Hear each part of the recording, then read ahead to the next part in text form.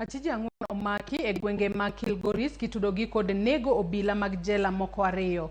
Obila mane onegi oyang kaka Patrick Mukunyi kod Daniel Nairimo manowuok Nairobi dhi limo nyawadgi Pius Lemiso manyaka sani olala. Achijno miwacho ni nosedhi rutaya noweyo gope modhuro e riwruoggi mar Saga, gino mane omiyo ing'ado obila ariyo mane onegigo.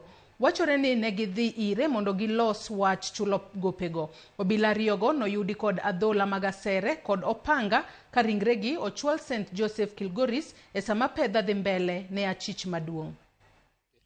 To the scene of murder. On arrival, we found two bodies lying. One was lying on the side of the small earthy road.